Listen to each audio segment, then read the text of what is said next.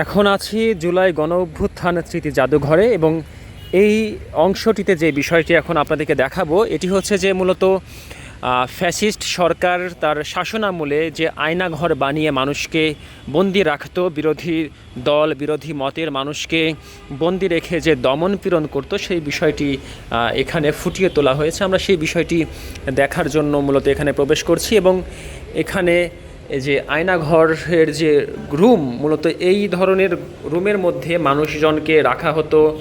এখানে মানুষজনের যে পানির ব্যবস্থা শুধুমাত্র এবং এখানে যে ধরনের যে লাইট মূলত এখানে ব্যবহার করা হতো নির্যাতনের জন্য, সেই বিষয়টি এখানে ফুটিয়ে তোলা হয়েছে এবং অ্যাডজাস্ট ফ্যানগুলো যেমন হতো সেই বিষয়গুলো এখানে ফুটিয়ে তোলা হয়েছে। গুম ভিকটিমরা অনেকেই একটি অ্যাডজাস্ট ফ্যানের কথা উল্লেখ করেন।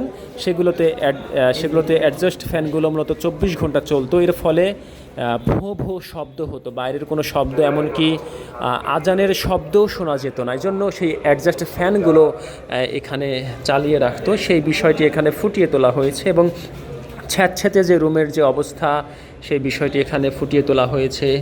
এবং আমরা এপাশে আরেকটু যদি দেখাই যে তারা যখন এখানে আসতো যে কার কথা বেশি মনে পড়তো, মায়ের কথা অনেক বেশি মনে করতো, তারা আল্লাহর নাম লিখে রাখতেন বারবার, সেই বিষয়গুলো এখানে লেখা আছে। এবং লেখা আছে মাকে আমি অনেক ভালোবাসি।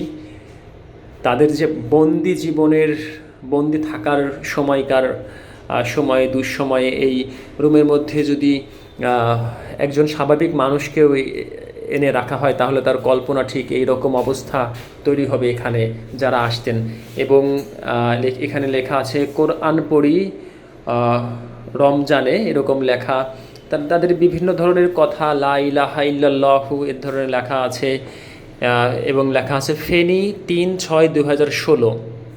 হয়তো সে ফেনী থেকে 3 তারিখ জুন মাসের 16 সালের এখানে সে বন্দী হয়েছে এমনটি উল্লেখ করেছে। এবং এখানে আরেকটি বিষয়, এখানে গ্যালারি রাখা আছে, সেই গ্যালারিতে সব কিছু প্রদর্শন হচ্ছে, দেখানো হচ্ছে। এবং এখানে এই যে টর্চার সেল, মূলত এই টর্চার সেল এখানে তৈরি করা হয়েছে মানুষের হাতের নখ তুলে নেওয়ার জন্য যে প্লাচ ড্রিল মেশিন সেগুলো এখানে রাখা এবং চেয়ারের ব্যবস্থা, বন্দীদেরকে নির্যাতনের যে দৃশ্য যে কেমন হয় সেই চেয়ার আয়নাঘরে, সেই বিষয়টি এখানে ফুটিয়ে তোলা হয়েছে। এবং উপরে একটি ফ্যান এখানে ছোট্ট করে এখানে ফুটানো হয়েছে। এবং এই দিকটাই একটু যদি আপনি দেখানোর চেষ্টা করি, সেই চেয়ার মূলত এইটি যে চেয়ারেই টর্চার সেল হিসেবে ব্যবহার করা হতো, সেই চেয়ার এখানে রাখা। এবং টর্চার সেলের বিভিন্ন মুহূর্ত কেমন হতো, যে মানুষের হাতের নখ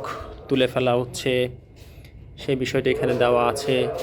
এবং গরম পানি ঢালা হচ্ছে মুখের ওপর, সেই বিষয়টি এখানে রাখা আছে। এখানে মূলত ঝুলিয়ে নির্যাতন করা হতো। এরপরে ইলেকট্রিক শক দেওয়া হতো, সেই বিষয়টি এখানে ফুটিয়ে তোলা হয়েছে। এবং এটিও সম্ভবত ইলেকট্রিক শক দেওয়ার দৃশ্য দেখানো হচ্ছে। এভাবে করে মূলত এই বিষয়গুলো এখানে ফুটিয়ে তোলা হয়েছে। কিছু কাগজপত্র দেখা যাচ্ছে, মূলত এই কাগজপত্রগুলো এখানে রাখা, তবে এখানে উল্লেখ করা নাই যে কাগজপত্রের মূল বিষয়গুলো কী।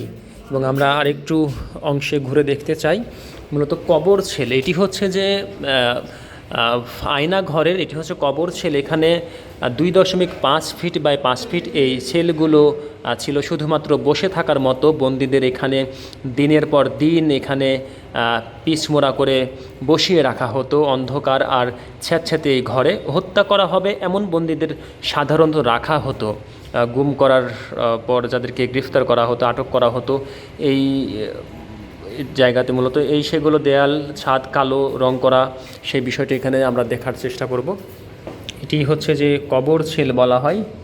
এবং কবরের মতো দেখতে জায়গা, ঠিক খুবই সামান্য জায়গা, 2.5 বাই যেই বলছিলাম যে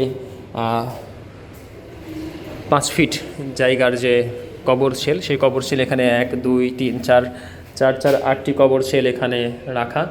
এবং এর মধ্যেও অসংখ্য লেখা আছে, মায়ের নাম, মাকে উল্লেখ করায় লেখা আছে। এবং কবর ছেলের যে দৃশ্যটি এমন হতো, যদি এখন দরজা লাগিয়ে দেওয়া হয় তাহলে ঠিক দেখতে এরকম হবে।